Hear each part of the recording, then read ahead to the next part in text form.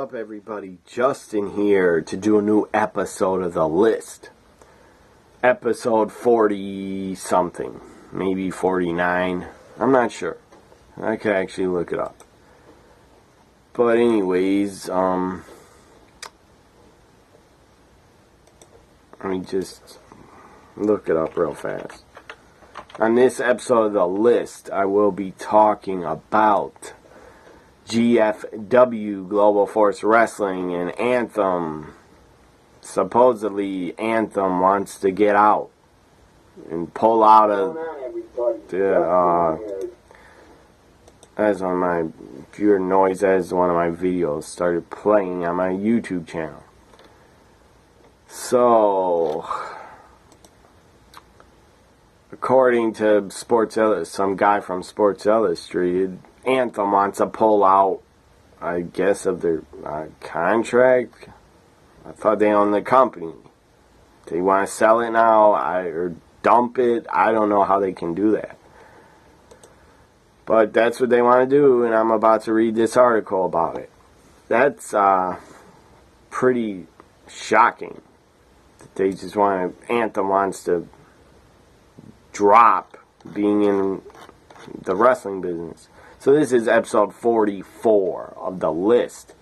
I didn't plan to do an episode of The List today at all.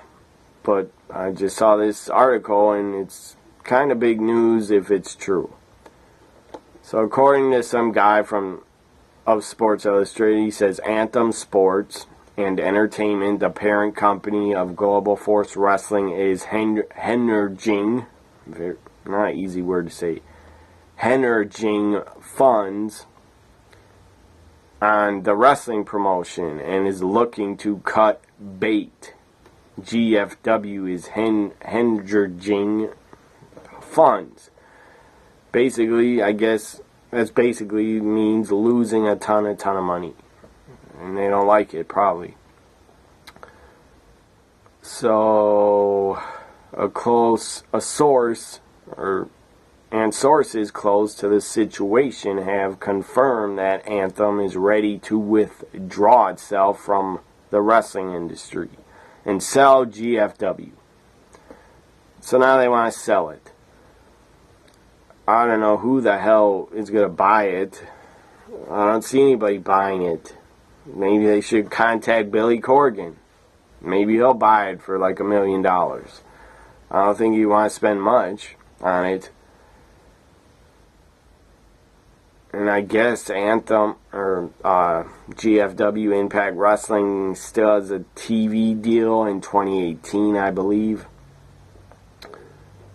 Unless Anthem pulls them off TV and tries to sell them. So it says Anthem even needed to gut. That's not good for them. I don't think this is, could be some rumors, but this doesn't sound made up. It sounds to me like it could really be true. Anthem even needed to gut the Fight Network in order to finance GFW. And this article is from sportssi.com. I'll actually share it on my Twitter accounts. So here's, I don't know, this video's a minute 30. I guess it's about, no, that's a different video. It's not about GFW. I don't want to share it on Facebook because I think Facebook sucks and I never go on there. So I'll share it. The article says Jeff and Jarrett wants out.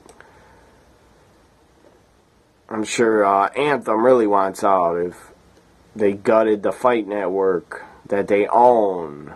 I believe it's a TV network in Canada or a streaming service.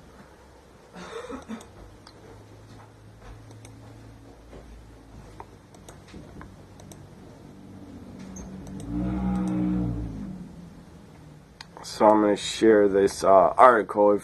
anybody cares to read it, I'm sharing it on both of my Twitter accounts at WWE NXT Guy and at NXT WWE Guy. So it goes on to say, I lost the damn article. I'll get it back. Here it is. So it goes on to say, when Anthem swooped in like an owl, no pun intended, like an owl, late last year and purchased a majority stake in Impact Wrestling from Panda Energy and the Carter family, a purchased and asset deeply in debt and facing lawsuits on several fronts from Billy Corgan, the Hardy family, the Audience of One production company, in an effort to, I don't know that word, so I'm not going to say it. In an effort to the financial burden they acquired, Anthem has aggressively been cutting talent and scaling back on television tapings. That's not good. You can't get rid of all your talent, because then you'll have no wrestlers left that anybody will give a damn about to watch. The news comes on the heels of Tuesday's announcement that Jeff Jarrett is taking an indefinite leave of absence from the company due to personal issues. Another dynamic at play is the fact that Jeff Jarrett reportedly still owns Global Force Wrestling trademark. Anthem's decision to rebrand the company without owning the rights to Global Force Wrestling is questionable at best. As such, Anthem would technically be selling Impact Wrestling. Again, I don't know who the hell would want to buy it from Anthem. I can't think of anybody. Vince, for his network. Vince would just want the video library, and that'd be a really smart move to put the video library of TNA and Impact Wrestling on the network, on the WWE network. So then the end of the article goes, at this point, the biggest asset under Impact Wrestling is the TNA Wrestling tape library. WWE seems like the most logical buyer of this tape library, which includes the years of matches of guys in their prime, years of matches from the likes of AJ Styles, Samoa Joe, Bobby Roode, Kurt Angle, Eric Young, Drew McIntyre, and more. Sting also, but Sting, he was good in TNA, but he wasn't in his prime. But he was still very good on the mic and put on good matches. So, this is not good news for Impact Wrestling, GFW. Maybe this is just a guess. Maybe Anthem came to Jeff Jarrett, talked to him about selling the GFW name to them so they could own it and they could copyright it. Maybe Jeff Jarrett refused. Maybe the guy refused to sell GFW name to Anthem because he wants it. I don't know. So maybe because he wouldn't sell the GFW name, maybe that's why Anthem told him to go home indefinitely. Who knows? I don't know if Jeff Jarrett has personal problems. I don't know what the hell is going on with him. I don't care. The guy was never a main eventer. I don't give a rat's ass if Vince Russo gave him the WCW World title a couple times. He was never a main eventer. Jeff Jarrett was always a mid-carder. Even when Jeff Jarrett was in WWF, all he could do was be an IC champion and tag champion. And by the way, his tag team partner, Owen Hart, was always way better talent than Jeff Jarrett. And Owen Hart, if the guy went to pass away, I really think Owen Hart would have been a main eventer in WWF and WWE. So, this is not good news for Anthem and GFW Impact Wrestling. If Anthem is going to try to sell, they might run out of money.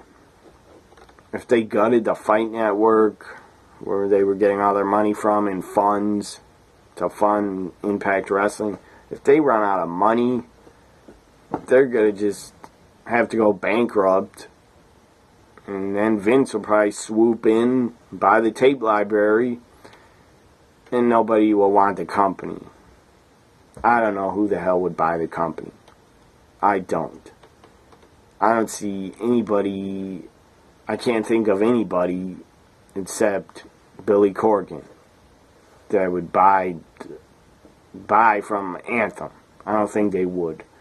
And I don't think Billy Corgan would want to. He would have to get investors. A lot of investors. Because he would run out of money if he tried to fund Impact Wrestling himself. He would run out of money. Possibly, maybe Eric Bischoff could get investors to buy from Anthem, but I doubt it. But I'm just saying, back in the day, 2001, Bischoff almost bought WCW and probably would have. But Turner, AOL Time Warner, pulled out of the deal because they told Bischoff, you don't get, or I think Bischoff might have pulled out of the deal, or AOL Time Warner said, you don't get WCW with TV. You don't get TBS and TNT. So then it's pointless. Anyways, I don't know, maybe Bischoff knows a whole bunch of rich guys, investors. Maybe he would want to buy it from Anthem, but I doubt it. So the bottom line is, as I end this episode of The List, I'll talk about one more topic. Bottom line is, Impact Wrestling, GFW, they're in big trouble, in my opinion. Because pretty soon they're going to run out of money to fund the company. And I guarantee you, if they can't find a buyer of the company, I guarantee you Vince, because the guy's a damn smart businessman. He might be old, but he's still a smart businessman.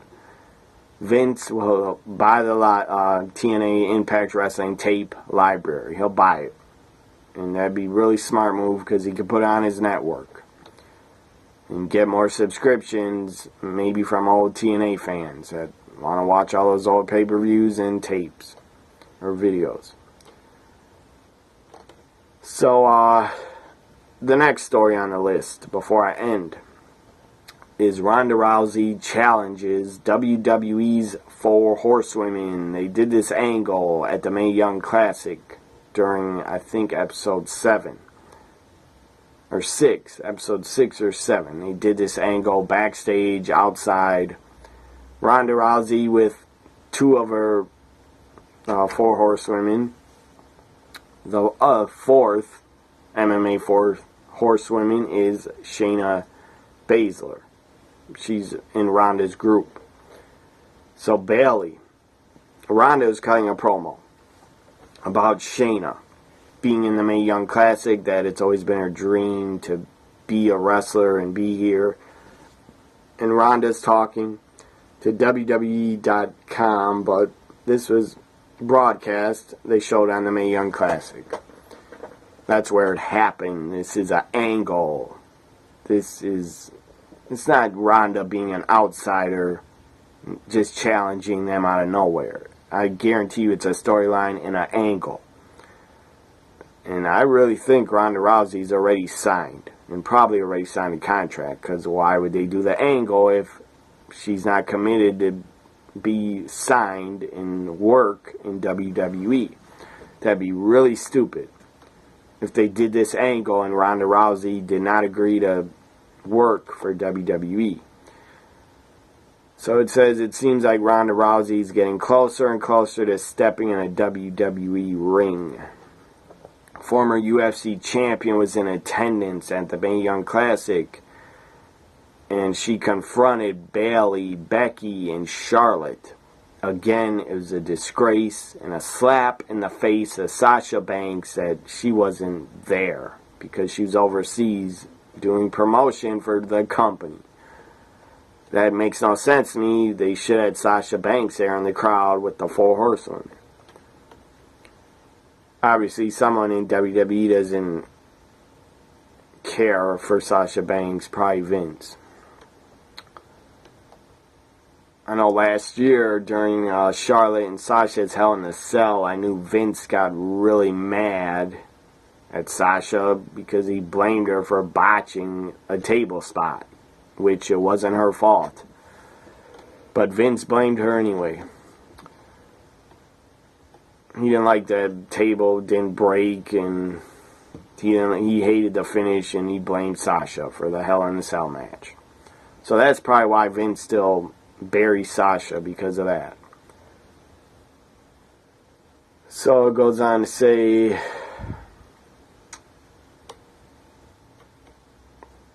Rousey approached Charlotte. It's only 50-second video,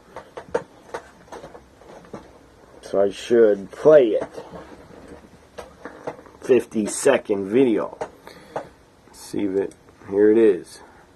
Ladies, a big win for Shayna tonight. Tell me, how proud are you of her? We are so proud of her. Like, she's worked so hard. That's Ronda Rousey talking. She's been working for years, ever since we met her. This is all she's talked about. She's the reason we are even here. Yeah, yeah. She deserves this.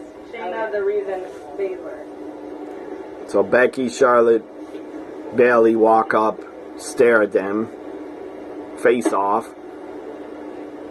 I think it's pretty awesome. Name time. Name the place. Let me go back to that.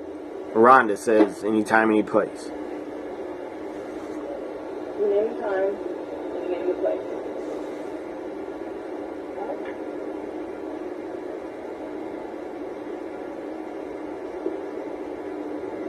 Well, not today. We're waiting to hear from you. So Bayley shaking her head like, yes, we're up for the challenge, because Ronda said anywhere, anytime, any place. Bayley shakes her head yes. Becky, Charlotte look ready to fight them. So we're probably gonna, I hope, I'm interested, I would be entertained, I would like it to see the 4 horsewomen versus 4 horsewomen. I think it'd be great idea, great business. That'd be best for business, and that'd be money for WWE.